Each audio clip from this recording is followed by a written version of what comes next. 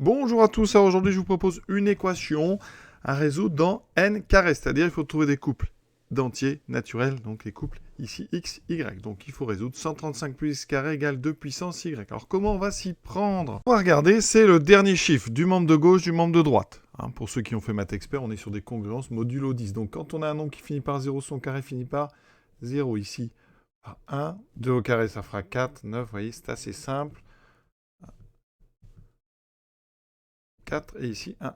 On rajoute ensuite 135, donc vous allez rajouter 5 au dernier chiffre. Donc là j'ai 5, 6, 4, 9, 4, 1, 0, 1, 4, 9 et 6. On fait pareil avec des puissances de 2, donc 2 puissance 0, ça fait 1, 2 puissance 1, ça fait 2, puis 4, en fait on multiplie par 2, 4 fois 2, 8, 6, et après on revient sur 2. Vous voyez, il y a un cycle comme ça pour les puissances de 2, ça finit donc par 2, 4, 8, 6, 2, 4, 8, 6, etc.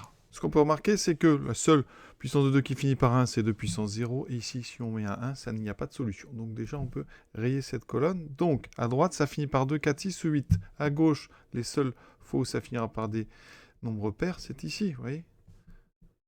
D'accord? Donc, les seules choses qui sont communes, c'est des 6, des 4 ou des 0. Et donc, ça veut dire quoi?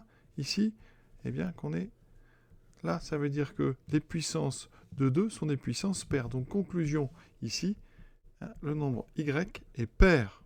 D'accord? Et d'ailleurs, vous pouvez remarquer qu'ici, le nombre x est impair. Donc voilà, première chose. Y s'écrit donc deux fois en entier naturel.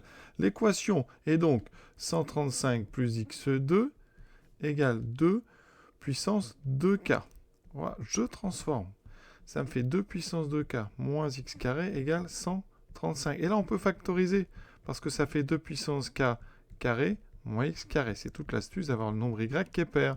On factorise 2 puissance k moins x, 2 puissance k plus x égale 135. Vous cherchez deux nombres entiers dont le produit fait 135. Alors attention, ils peuvent être négatifs. Donc j'ai écrit ici toutes les décompositions de 135. 135 c'est 5 fois 27, donc il y a ici 4 décompositions avec des nombres positifs, et il y en a donc 4 avec deux nombres négatifs. Comment faire savoir les solutions parmi ces 8 possibilités? Eh bien, ce qu'on remarque, c'est que 2 puissance k moins x plus 2 puissance k plus x, eh bien, ça fait 2 fois 2 puissance de k.